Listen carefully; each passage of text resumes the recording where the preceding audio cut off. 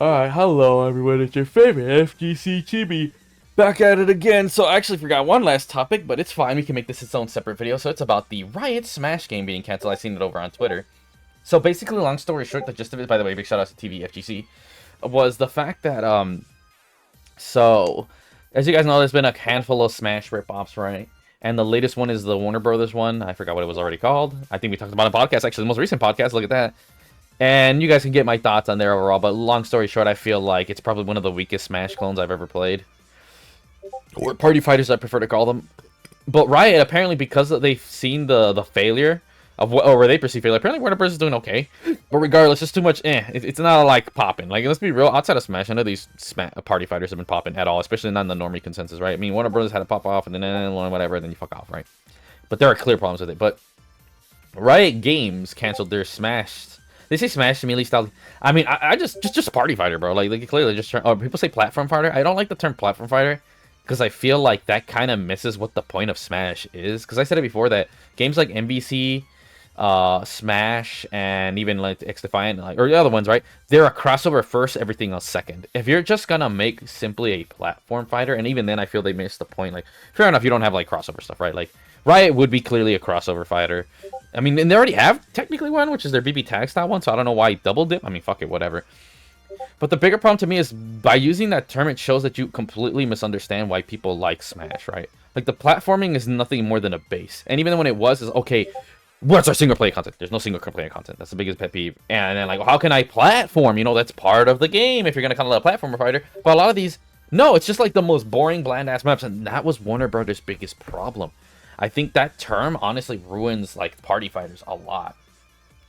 Because I would argue Smash's number one thing, besides probably being a crossover, is like party fighter, hands down. Like, we all play with like the items, the maps, the single player modes, the co-op, you know.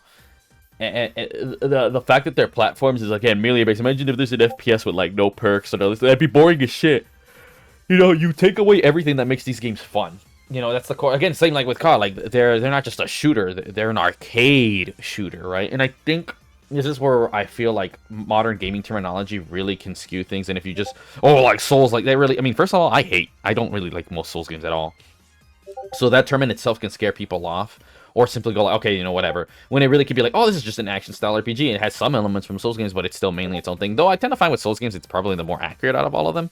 But even then, it can miss like the core elements. I say some Souls players really like what's specific to the story, and they don't really give a shit about the combat. So for people like that, Souls like it's just fucking, you know, right out the window, right? To me, platform fighter is it's like saying, oh, like, you know, an FPS, and there's plenty of platformers, right? Then a platform fighter. I mean, there could be ones where it's like that, but there's no co-op or anything like that, you know. But yeah, nah, my whole thing on that is that I'm actually glad it got canceled. Like I said, they got scared off, because at the end of the day, if you notice, dude, none of these have been successful. You weren't going to be successful, because, first of all, I hate Riot. I hate Riot Games so much, I hope it dies, it burns to the ground. I think League is gay as fuck. I mentioned that before in the podcast.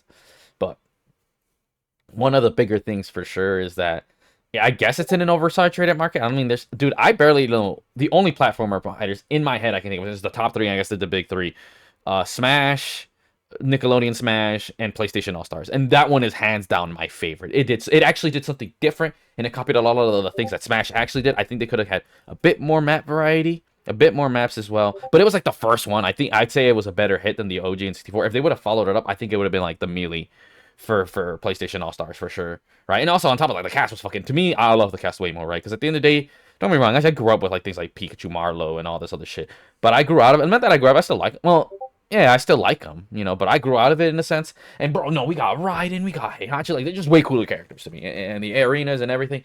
The only problem with PlayStation Masters, in my opinion, was it took a while to build up the fun, and it was slightly harder, which means trying to jump in and play isn't as easy. Like, literally, it occurred to me when I played Ultimate, and I got on the Switch, and I was like, wait, it's literally like just two fucking buttons, not counting like fucking jumping. Like, it was so insane to me how simple Smash is. And I think that was PlayStation All Stars' bigger weakness, that it's hard to get into, but fun once you really get the fucking hang of it. You know, it really had something to really grind your teeth. Because, I mean, I guess part of the problem is because you have to transfer characters like Raiden and Heihachi and Kratos into a very Smash-style game. And I think my problem is that they should have made them more complex, kind of like how they did with Ryu and Smash. I think Smash absolutely nailed it, how you should do your characters, right? then everybody else could have been just 2 buttons, right? Like Sly and all these other ones. But then I feel we wouldn't have as much variety and as many moves. So it's a give and take kind of situation. I would say for characters that clearly people are more skilled, let them be harder. And then ones that are like, no one gives a shit about Fat Princess. Like, characters like no one plays and like, oh, whatever. Let's just make them 2 buttons. I think that would have been my solution for PlayStation All-Stars, right? Make half the cast like Smash easy and then make the other cast semi or at the equivalent of like fighting game-ish hard, right? Because a good example, like Heihachi. Or, I mean, yeah, Heihachi. Like, Kazuya in Smash is harder than Heihachi in PlayStation All-Stars, right? Because you can actually do Electric Wing God Fist, but it's a nerfed version of Electric Wing God Fist. But, yeah.